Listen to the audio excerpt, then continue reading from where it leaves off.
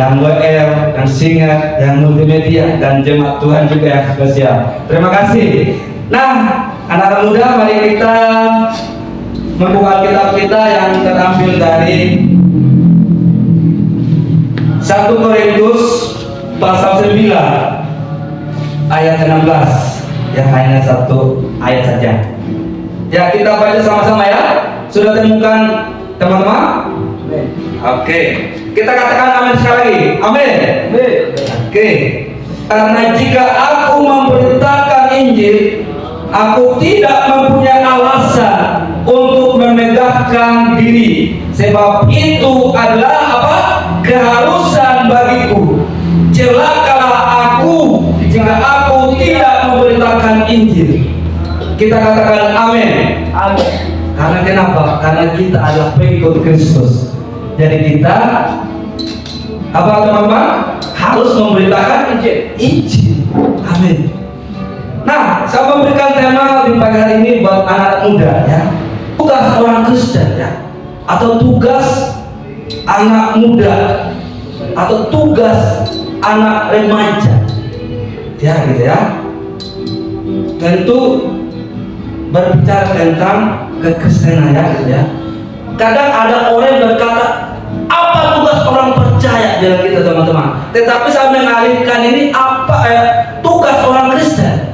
Kalau kita ya gini ya, tugas orang percaya itu ada luas teman-teman, luas.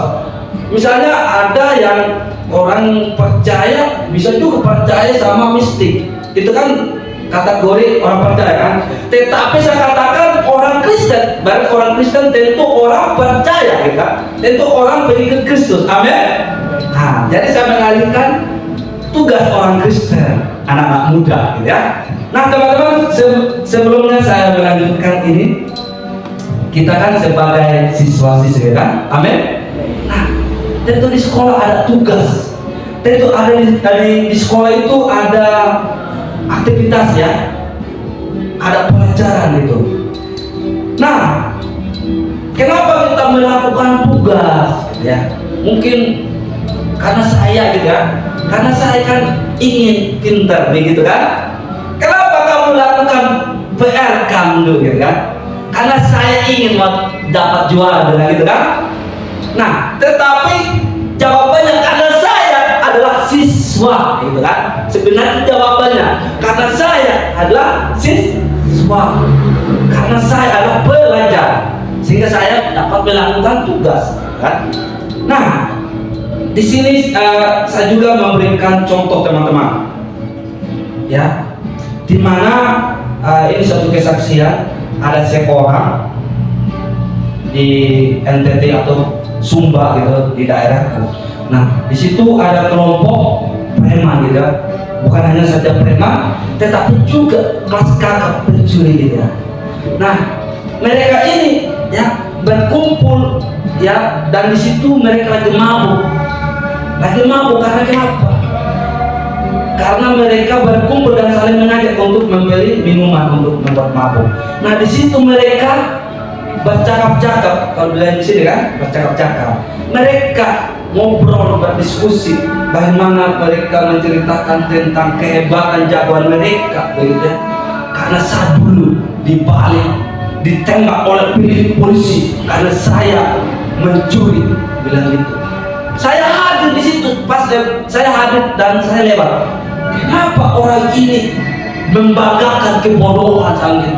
Itu kan bodoh, menceritakan hal yang tidak pantas gitu kan.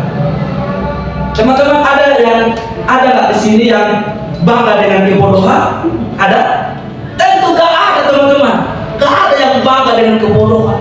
Ternyata di sini ada satu kelompok tadi, satu oknum yang bangga dengan kebodohan. Aku loh, bilang itu, menunjukkan premannya. Nah, sekarang pagi ini kita belajar bagaimana Rasul Paulus yang memberitahukan kepada orang-orang yang ada di Korintus, teman-teman, di mana Rasul Paulus berjumpa dengan Kristus ketika Rasul Paulus datang ya ke Damsyik dengan rencana untuk membunuh orang Kristen ya. Bagaimana Rasul Paulus ini berjumpa sehingga dia sadar dan meresponi panggilan itu, meresponi keselamatan dalam hidupnya Rasul Paulus, sehingga dia menceritakan kepada orang-orang yang ada di Korintus. Ya, dia bersaksi. Dia bukan bersaksi karena ini, tetapi dia bersaksi karena dia menjumpai Kristus, sehingga dia sadar dan memberitakan Injil. Nah, kita lihat di ayat 16 berkata demikian, karena jika aku memberitakan Injil, aku tidak mempunyai alasan untuk megangkan diri, sebab itu adalah keharusan bagiku. Nah, bagian C, Bapak Ibu, teman-teman, celakalah aku jika aku tidak memberitakan Injil. Kenapa? Berkata dia, celakalah aku jika aku tidak memberitakan Injil. Kenapa berkata demikian? Karena dia benar-benar menjumpai Kristus, karena dia benar-benar mendapat anugerah dari Tuhan, teman-teman. Nah, gimana kita merayakan hari Natal? Hari Natal itu adalah kelahiran Yesus Kristus. Dan bagaimana juga kemarin itu, beberapa hari yang lalu, kita merayakan tentang Paskah, kematian dan kebangkitan. Kita merayakan sebagai orang Kristen bahwa bahwa Tuhan memberikan kemenangan, bahwa Tuhan memberikan keselamatan buat kita, ya. Sehingga banyak yang merayakan, yang banyak, sehingga banyak gereja-gereja yang merayakan. Karena kenapa? Karena dia meresponi keselamatan, karena dia meresponi anugerah yang Tuhan berikan. Nah, pada pagi ini yang menjadi pertanyaan buat saya, buat kita semua, apa tugas anak-anak muda Kristen? Apa tugas kita sebagai anak remaja? Apa tugas kita sebagai orang-orang pemuda, pemudi? Kita sebagai orang Kristen. Apakah kita menceritakan tadi apa yang tadi saya ngomong, apa yang saya sampaikan tadi, bahwa ada orang preman yang menceritakan masa lalunya? Apakah seperti itu kita lakukan? Apakah kita itu tugasnya untuk memberitakan orang lain? Tentu tidak. Tetapi kita, ya, sebelum kita mengetahui, teman-teman, ya, sebelum kita mengetahui apa tugas orang Kristen, apa tugas pemuda-pemudi remaja Kristen, ya, terlebih dahulu kita perlu tahu apa arti Kristen, ya. Kalau lihat di KBBI atau Kamus Besar Bahasa Indonesia berkata demikian, agama yang disampaikan oleh Kristus atau Nabi Isa menurut KBBI. Nah, kalau bahasa Yunani, Kristianos, gitu ya, Kristianos bahasa Yunani. Kristen itu artinya Kristianos. Nggak tahu kalau bahasa karunya Kristen itu apa? Hah? Kristen itu tetap Kristen, ya kan? Nah, kalau bahasa Sunda juga tetap Kristen, gitu ya. Kristen. Nah, jadi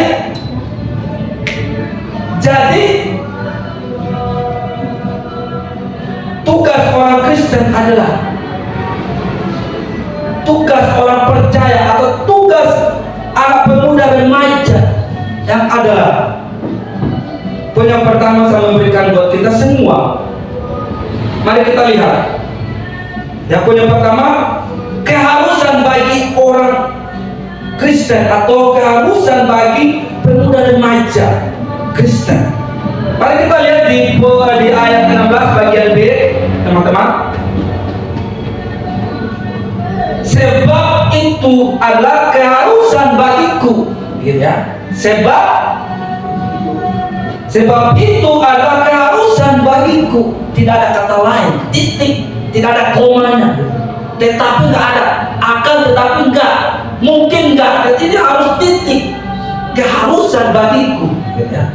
Karena kenapa, teman-teman? kita sebagai anak muda, kita merayakan, kita bersyukur bahwa Tuhan memberikan keselamatan, bahwa Tuhan memberikan kebenaran buat kita.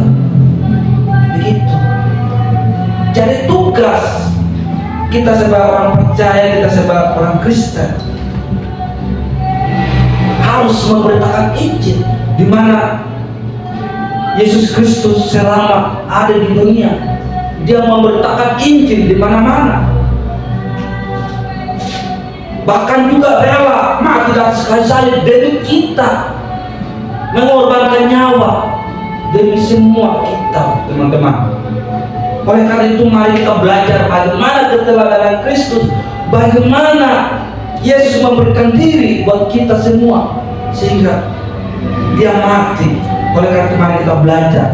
Mungkin kita juga takut, bimbang, ragu atau bagaimana ya untuk memberitakan Injil. Mungkin kita bertanya seperti, aku takut, saya mau ngomong apa? Mungkin kita bertanya seperti itu. Tetapi teman-teman, satu hal yang saya sampaikan, bahwa kita orang lain melihat kita ada gaya hidup dalam kekristenan, bagaimana kita itu, sikap kita, tindakan kita, kehidupan kita, dan disitulah orang itu melihat bahwa kita adalah orang Kristen. Mungkin kita takut untuk memberitakan Injil. Oleh karena itu mari kita belajar untuk memberitakan Injil. Kalau kita lihat teman-teman, Rasul Paulus pun takut untuk memberitakan Injil ketika dia sungguh-sungguh meresponi panggilan, ketika dia menyadari bahwa keselamatan hanya di dalam Tuhan, maka dia berani memberitakan Injil. Oleh karena itu mari kita memberitakan Injil di sekolah dengan teman-teman kita, mungkin teman akrab atau bestie, gitu kan? Mari kita belajar untuk memberitakan Injil. Atau guru pun dengan kehadiran kita, menyapa dengan sikap tindakan kita, itu salah satu cara memberitakan Injil, teman-teman. Mungkin dia bertanya, oh, kamu ini lama ya. Mungkin dia bertanya seperti itu. Kamu sopan banget ya. Mungkin dia bertanya gitu. Kamu orang Kristen nggak ya? Iya, orang Kristen. Dia benar kan? Mungkin di situ kan ada orang yang melihat dengan gaya hidup kita, teman-teman. Maka orang itu tersentuh hatinya bahwa di dalam Tuhan, di dalam kekristenan itu ada keselamatan. Mungkin dia udah menyadari dengan melalui kehadiran kita, teman-teman. Ya, jangan takut. Kalau kita lihat Rasul Paulus pun dia bersaksi kepada jemaat. Dia bersaksi, yang pertama dia disiksa gara-gara memberitakan Injil, tetapi dia tidak mundur, dia tidak takut, dia tidak menyerah, karena dia tahu benar-benar keselamatan sungguh-sungguh ada di dalam Tuhan Yesus Kristus, sungguh-sungguh ada di dalam kekristenan. Itu keselamatan tidak ada di luar sana, teman-teman. Oleh karena itu mari kita berusaha memberitakan Injil kepada yang lain, dan juga kita sebagai orang pilihan Tuhan, marilah kita meresponi panggilan Tuhan juga. Jangan tunggu kita, saya bukan pendeta, saya bukan guru agama, biarkanlah guru agama, biarkanlah pendeta yang menyampaikan firman Tuhan. Tidak, teman-teman. Kalau kita sebagai orang percaya, kita sebagai orang Kristen, tentu gak ada kecuali kita semua pemberita Injil, dan semua itu beda-beda talentanya masing-masing. Oleh karena itu mari kita belajar meresponi panggilan untuk memberitakan Injil kepada siapapun, tetangga kita, keluarga kita, saudara kita. Mari kita belajar. Mungkin kita merasa ditolak dari orang lain gitu. Mungkin kita merasa ditolak. Mungkin kita memperkatakan gitu dengan firman Tuhan. Mungkin orang tua, keluarga berkata, kamu sok-sok tahu, mungkin berkata demikian. Tetapi percaya bahwa kita ini meresponi panggilan, bahwa kita ini adalah meresponi keselamatan, di mana Tuhan memberikan keselamatan bagi kita. Itu pun yang pertama kita semua sadar. Begitu, teman-teman. Rasul Paulus dia meresponi panggilan, dia meresponi bahwa keselamatan di dalam Tuhan, sehingga dia berusaha memberitakan Injil kepada orang-orang Yahudi, teman-teman. Kalau kita lihat di ayat 1 sampai 11 dan 15, di situ berusaha Paulus, dan banyak orang juga yang menolak, teman-teman. Banyak orang yang menolak, banyak orang yang tidak terima. Karena kenapa? Karena paradigma orang tua kita kan gitu.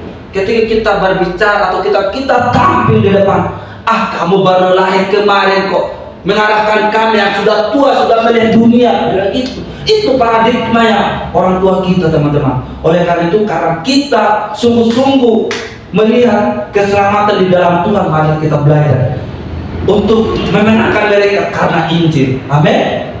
Jangan takut terhadap orang tua untuk memberitakan Injil juga.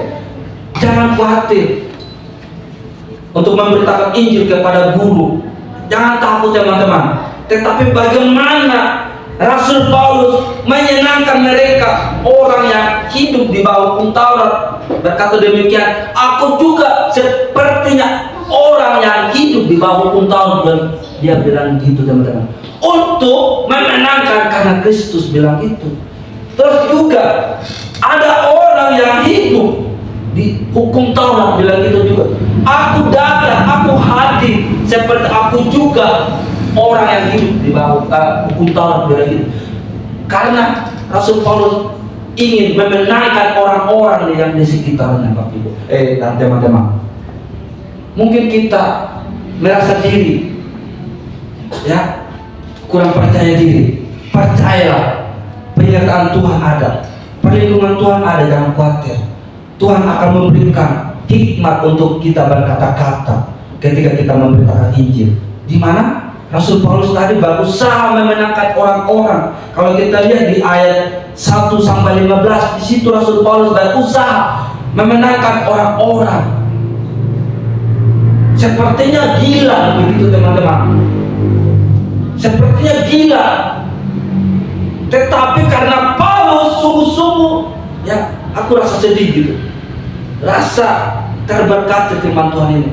Sepertinya Rasul Paulus gila. Bagaimana, teman-teman, dia berusaha memenangkan orang. Dia hadir di situ dan bilang gitu, aku ikut seperti orang yang aku memenangkan orang, bilang gitu karena Injil.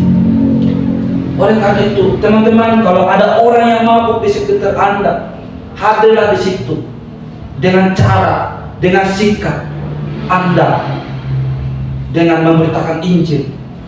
Kita lihat di sini, teman-teman, ya, ayat 27-nya. Tetapi aku melihat tubuhku dan tubuhku dan menguasainya seluruhnya, supaya sesudah memberitakan Injil karena orang lain, jangan aku sendiri ditolak. Oleh karena itu, ketika kalian tadi hadir di tengah-tengah, mungkin ada yang preman tadi, mungkin ada orang yang suka perampok, ada orang yang suka mencuri. Hadirlah kalian dengan menguasai diri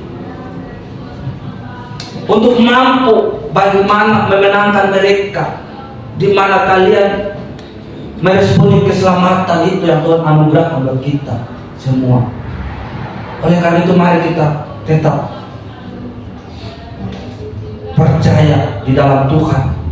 Ada hikmat, jangan takut, jangan khawatir, teman-teman. Percayalah, Tuhan akan memberikan kemampuan. Ketika kita semua berkata-kata, disitulah Tuhan memberikan hikmat untuk memperkatakan Injil kepada orang lain, teman-teman. Ya, jangan takut. Poin yang kedua buat kita semua, ya, seperti pertanyaan tadi, apa tugas orang Kristen? Atau apa tugas kita sebagai pemuda dan remaja? Begitu, apa tugas kita? Ya. Tugas kita, poin yang kedua adalah penguasaan diri. Ya, penguasaan diri, teman-teman. Seperti tadi yang saya katakan, di mana teman-teman hadir di situ.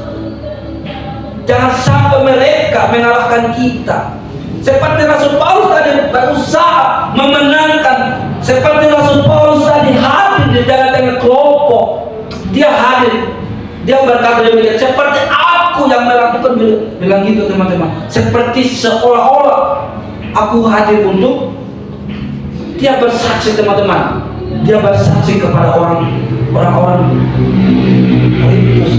kepada orang-orang percaya. Ya. Oleh karena itu mari kita belajar untuk menguasai diri. Ayat 25 berkata demikian. Setiap orang yang turut mengambil bagian dalam pertandingan menguasai dirinya dalam segala segala hal. Ya. Kalau kita lihat ya kembali pada Rasul Paulus tadi, di mana Rasul Paulus hadir di kelompok-kelompok, pasti Rasul Paulus mengalami tekanan teman-teman. Pasti dia mengalami cibiran dari orang lain begitu ya kan. Mungkin dia nggak rokok tapi orang lain dia rokok gitu. Mungkin orang lain dia mabuk tapi Rasul Paulus nggak mabuk. Mungkin ada orang lain berkata ini rokok, ini minum, harus minum bilang. Terus mungkin Rasul Paulus berkata saya tidak minum, mungkin dia berkata demikian. Mungkin ada orang yang berkata demikian, kamu bencong. Berkata demikian, mungkin ada orang yang berkata demikian. Maka saya katakan Rasul Paulus pasti dia merasa cibiran, pasti dia merasa tekanan dari kelompok-kelompok tertentu. Kembali kehidupan kita hari pasar. Mungkin kalian hadir orang-orang pemabuk, perokok tadi yang saya katakan. Dan ada orang yang menawarkan, dan ada teman-teman yang menawarkan, dan kita menolak. Dan juga ada orang di kelompok tertentu yang berkata, kamu ini kayak bencong, bilang gitu. Tetapi kalian atau kita semua harus apa tadi yang kedua menguasai diri teman-teman, menguasai diri ya, sehingga kita lanjutkan tadi bagian B. Mereka berbuat demikian untuk memperoleh suatu mahkota yang fana, tetapi kita untuk memperoleh suatu mahkota yang abadi. Itulah firman Tuhan, mampu menguasai diri. Bagaimana seorang petinju, bagaimana seorang olahragawan harus menguasai diri, harus mampu lihat kondisi teman-teman. Ya, ketika kita mampu, dan Tuhan akan memberikan janji, yaitu mahkota yang abadi, kehidupan yang kekal buat kita semua. Ya. Oleh karena itu jangan takut teman-teman. Di ayat 27 berkata demikian. Tetapi aku melatih tubuhku dan menguasainya seluruhnya, supaya sesudah memberitakan Injil kepada orang lain, jangan aku sendiri ditolak. Ya. Jadi penting teman-teman. Dan tadi yang saya katakan poin keduanya itu mampu menguasai diri. Ya, mampu menguasai diri. Mungkin tadi kan Rasul Paulus marah-marah sepertinya gitu. Dan kita juga mengalami seperti itu. Saya pernah waktu SMA beberapa bulan saya mengambil keputusan untuk tidak merokok teman-teman. Saya mengambil keputusan untuk tidak merokok. Dan saya hadir di situ di kelompok tertentu. Nah teman-teman berkata demikian, ini Martin kamu minum, ini Martin kamu rokok. Saya menolak, saya berusaha menolak. Nah temanku di sini berkata, kayak kamu bencong bilang. Terus saya isap rokok gitu aja, isap rokok gitu. Saya kan nggak bisa untuk gaya-gaya isap rokok, gitu kan? Gaya-gaya kan ada tertentu yang akan pakai gaya-gaya isap. Saya isap kan, saya isap rokok, gitu kan? Tahu kan?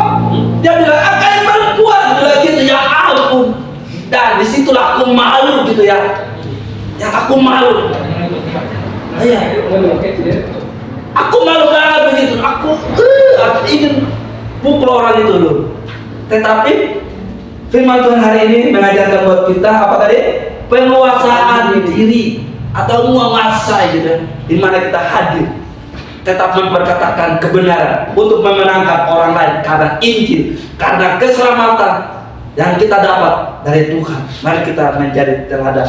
Mari kita memberikan Injil kepada orang lain di sekitar kita. Amin. Oke. Amin untuk firman Tuhan. Mari kita berdoa. Bapa dalam surga, kami bersyukur dan berterima kasih kami telah anak-anak muda mendengarkan firman Tuhan ini. Engkau Tuhan yang memberkati mereka, Engkau Tuhan yang memberkati studi mereka, masa depan mereka, dan Engkau juga Tuhan memberikan otoritas bagi kami menjadi saksi Kristus di mana kami berada, baik di keluarga atau di sekitar kami atau terhadap besti kami untuk memberitakan Injil. Engkau Tuhan yang memampukan kami, berikan penguasaan diri bagi kami, mampukan kami ya Tuhan, sehingga kami berani untuk memberitakan Injil buat sekitar orang lain, sebab kami meresponi keselamatan yang daripadamu Tuhan. Dan inilah tugas kami untuk memberitakan Injil kepada orang lain, sebab Engkau Tuhan mati di atas kayu salib, sebab Engkau Tuhan menyelamatkan kami. Dan inilah kesukaan bagi kami untuk memberitakan Injil, dan inilah tugas dan tanggung jawab kami untuk memberitakan keselamatan kepada orang lain juga Tuhan Yesus. Bapa, ini doa dan harapan. Mari kita mengarahkan hati dan pikiran kita. Tuhan memberkati Engkau dan melindungi Engkau. Tuhan menyinari Engkau dengan wajahnya dan memberi Engkau kasih karunia. Di dalam nama Tuhan Yesus kita katakan, amin.